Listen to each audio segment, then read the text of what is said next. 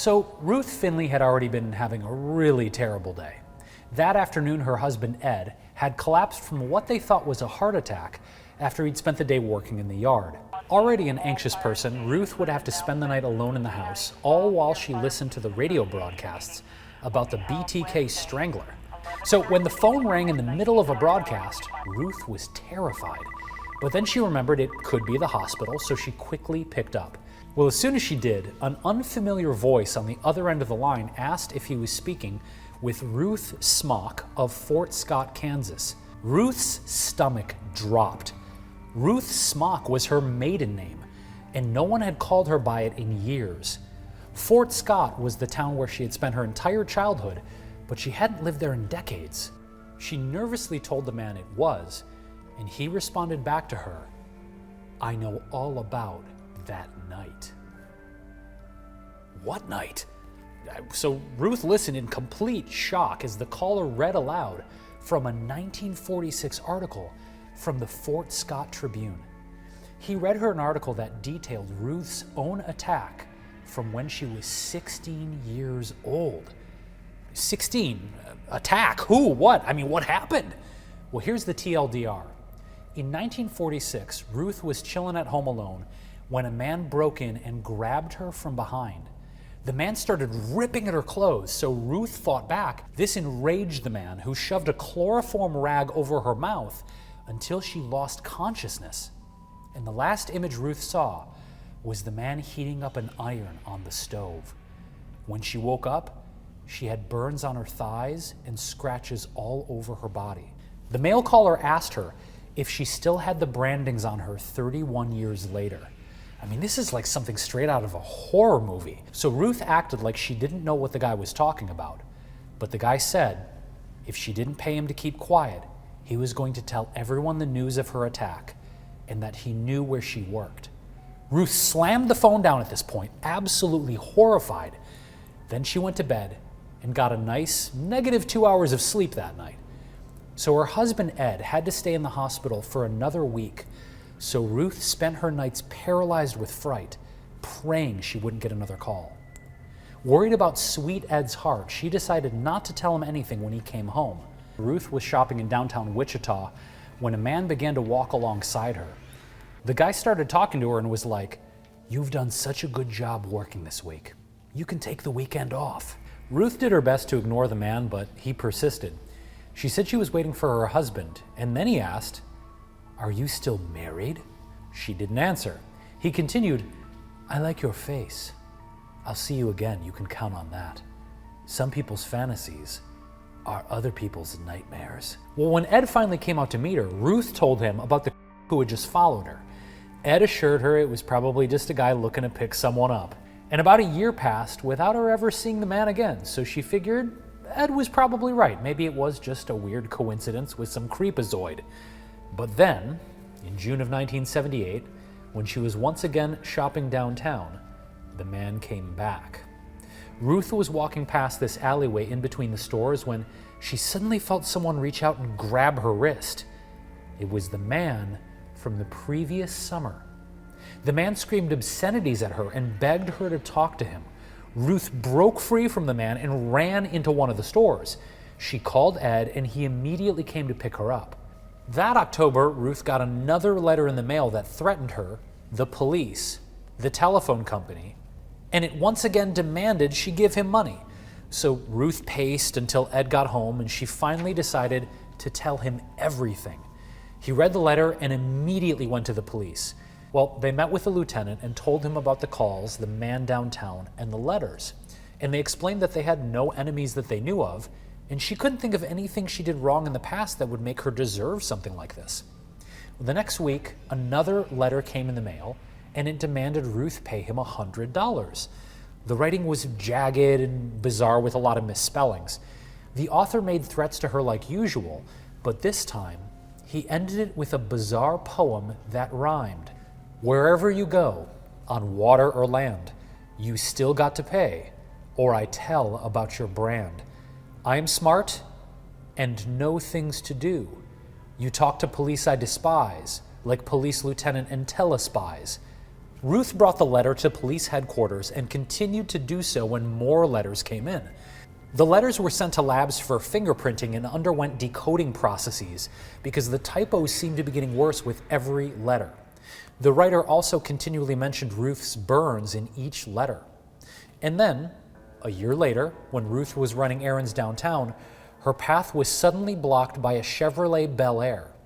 The man who'd confronted her 2 times in the past jumped out of the car and demanded her for money. Then he kicked her in the shin and shoved her in the back of the car. Ruth said another guy was in the passenger seat, swigging from a bottle wrapped in a paper bag. Ruth's abductor told her to give them her purse. He found her safety deposit key inside and was excited at this find, but when he discovered the lieutenant's personal card, he picked up a chunk of concrete from the floor of the car and slammed it into Ruth's head. So they drove around for hours, and Ruth didn't know how else to get out, so she asked them if she could go to the restroom. And the man just laughed at her, so she was like, all right, bet. So she started pretending to gag and said she was going to toss her cookies. And the men were like, gross. So they pulled over at a park. Nice one, Ruth. But they made her take off her shoes and sweater so she wouldn't run away. Well, Ruth had a can of mace in her purse that she'd been too scared to reach for in the car. But as she brought it with her and as the man escorted her to the restroom, she maced him and got away. She ran into the woods barefoot and hid behind a large bush. She could hear both of the men looking for her, and then she heard them conclude that she most likely wouldn't last the night and she would freeze soon. Hours later, the police got a call when Ruth turned up at a local bottle shop barefoot and said 2 men were after her. When Ed got to the police station, Ruth was crying her eyes out. It was determined that the men had taken her $315 paycheck and a $100 savings bond from her purse. At this point, the lieutenant believed that the BTK Slayer was behind Ruth's attacks after all. He didn't reveal this to Ruth or Ed because he didn't want to worry them, which seems to be a big theme in this story. So the police ran a check on every Chevy Bel Air in the city.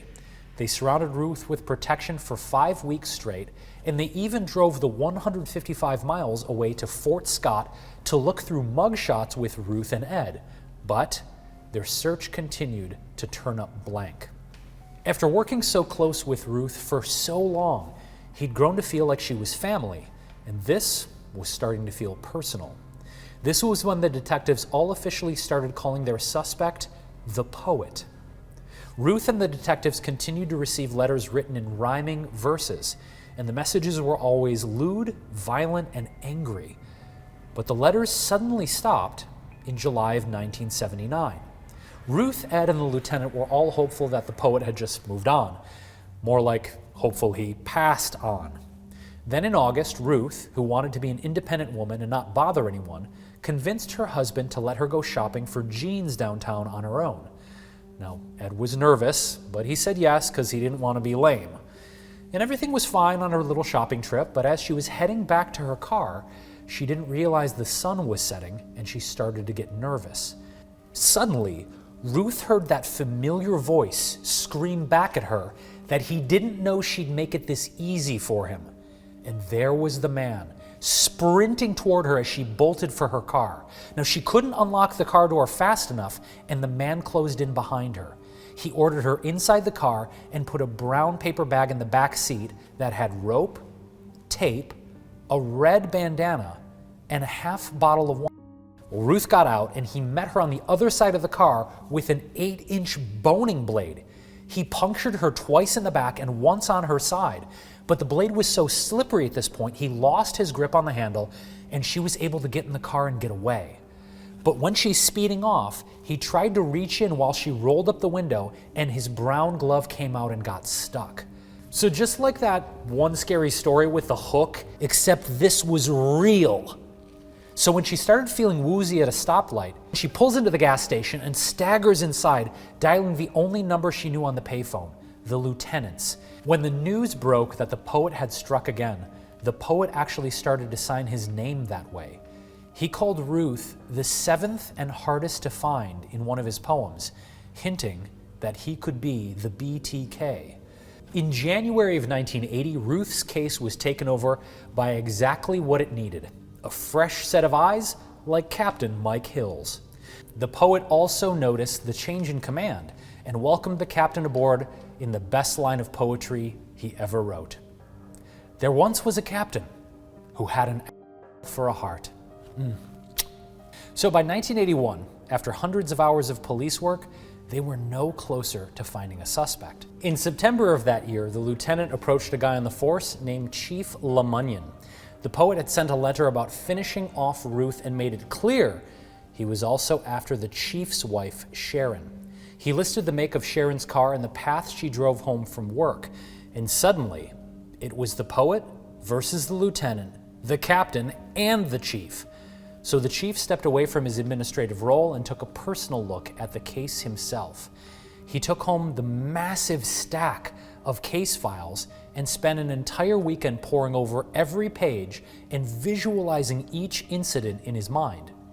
And by the time he was done, he knew the identity of the poet.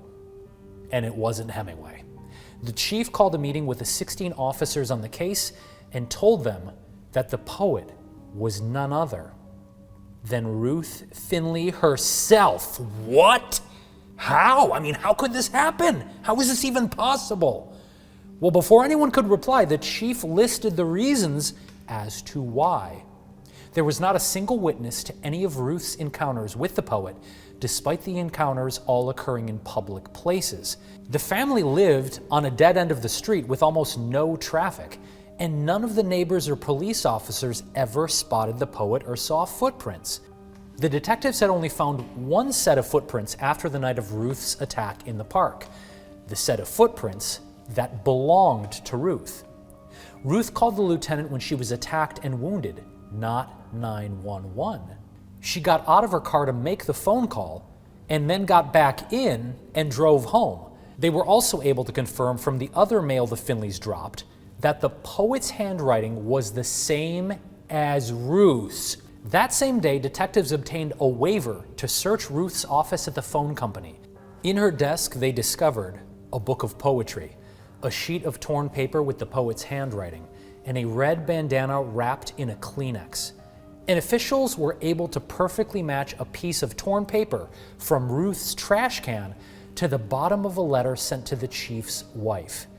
Then they showed her the photos of her dropping the mail in the mailbox, and she crumbled. She told them a vague memory came back to her of writing the letters in her basement. They asked her if she made up every attack, and she told them she wasn't sure. But she had these hazy memories coming back to her of doing these things. She emphasized that her attack when she was 16 was real, but she didn't think any of the other ones were. And then she said she thought she was crazy. Ruth was brought into a psychiatrist and started going to therapy twice a week, where they were able to uncover trauma from her childhood. Rather than talk about her emotions out loud, which was too difficult for all her life, her doctor encouraged her to write poetry. Now that's when they discovered repressed memories from her childhood of suffering under the hands of a neighbor who would tie her up in a barn and her with a red bandana. Ruth said during this time she would float off to heaven to escape. Oh wow, I mean, that was unheard of back then, but it's beginning to be more and more common to hear about people disassociating like this when they go through trauma. Eventually, Ruth felt healed enough to allow her story to be told by a local news station, hoping it would help other survivors. The poet never came back, and Ruth never wrote poetry again. And that is the insane yet true story of the poet of Wichita,